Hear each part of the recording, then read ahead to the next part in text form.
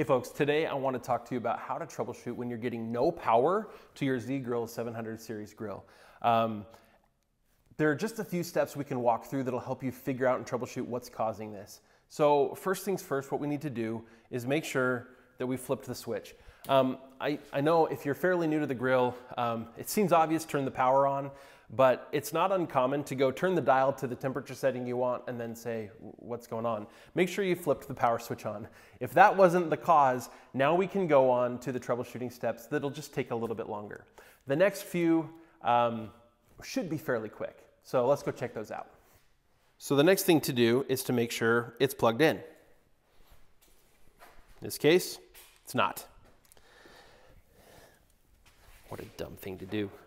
How did I not plug in my grill? All right, now we go back. If we flip the power switch on, we should have power.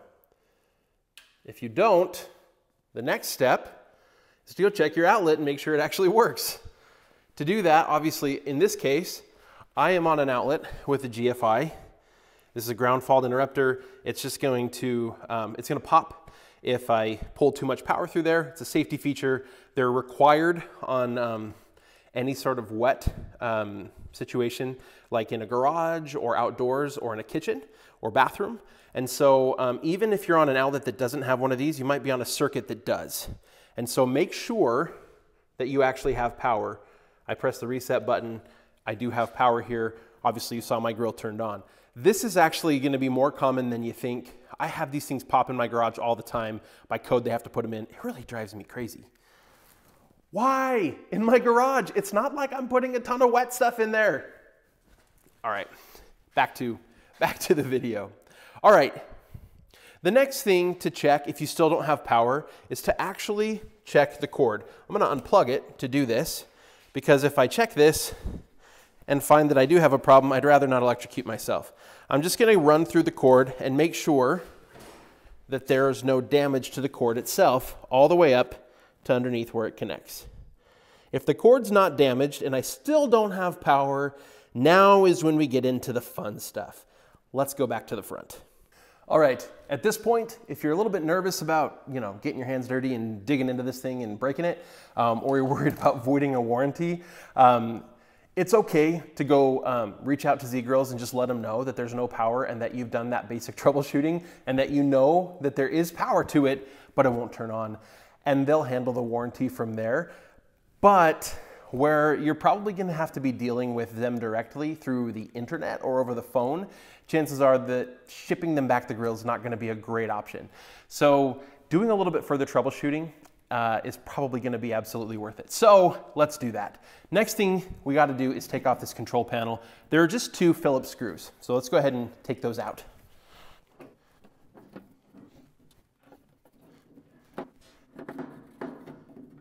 Then we got to kind of finagle it just a little bit. Just be careful that you don't pull too hard on anything. Okay, now that we've taken this out, we can check the fuse. Very nice of them. They included an extra fuse. Let me get in real close here so you can see. So inside that green box is where the fuse is, and then they've zip tied an extra fuse to the top for you so that if you need to replace it, you can. The easiest thing to do is going to be to obviously clip off that zip tie, take that fuse off, and then pull out the fuse that's in there and just check it. Having an extra fuse makes it easier for you to compare the two and see if the fuse that's already in there is blown. If that fuse is blown, don't just replace the fuse. You'll be tempted to do that, and chances are, as soon as you turn it on, the new fuse will blow. Now what we need to do is a little bit additional troubleshooting. So let's dive into that next. To do that troubleshooting, we're going to have to actually pull these wires out a little ways and disconnect each of the pieces. And so the way to do that is, first of all, we're going to take off the bottom panel here. There's some Phillips screws around the outside so that we can just remove the bottom. That'll allow us to reach up underneath and get up in there. And then once you're inside, you'll see that these wires are all just zip tied together. So we'll want to cut that zip tie so we can pull them out and get access to all of them. And so we're going to do that real quick here.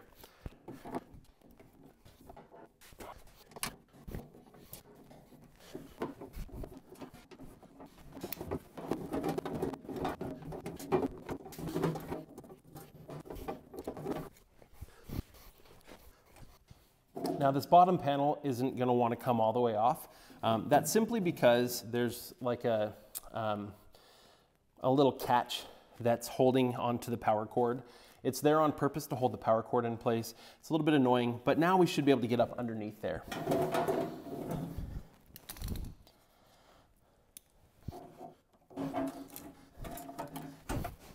And what we're going to do next is disconnect each one of these except for the blacks and whites. That's just the main power.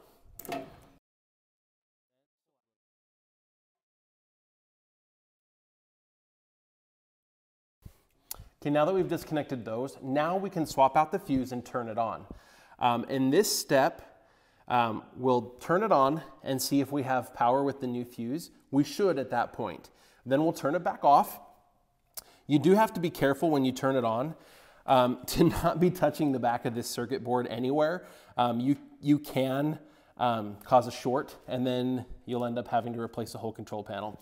What some people recommend to do is to actually mount it back on in between each one of these steps. That's going to take a while. I'm not going to do that. I am going to just carefully let it hang. So I'll turn it on and just hold it there. See that I have power, and then I'll turn it back off, let it hang there. And then what you'll do is connect these back together one by one. Save the purple one for last. The purple one is for the hot rod. It's most likely to be the one causing the problem. And so save it for last so we can get all the way through the troubleshooting. Again, it's the most likely culprit. Once we work through all of them, once you plug in the hot rod and turn it back on, it'll probably blow the fuse again. What that's going to do though is it's going to tell you that the hot rod is bad, that we need to replace the hot rod, and in the process we're going to go buy a couple more fuses so that we make sure that we have one to put back in, and it's probably just good to keep an extra one on hand.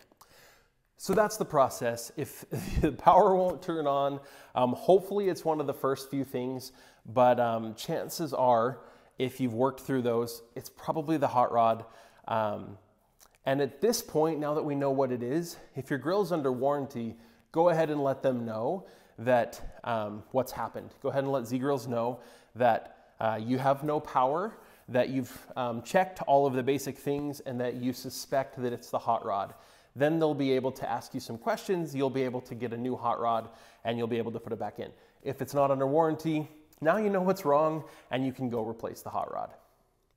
If you found this video helpful, make sure that you subscribe to this channel so you can learn more tips about how to use your pellet smoker, as well as how to use your grills and use your Dutch ovens, maintain them really well, and try to prevent issues that are gonna ruin your experience using the pellet smoker. When you went out to light up the pellet grill today, you probably weren't expecting to have to start taking it apart and troubleshoot this way.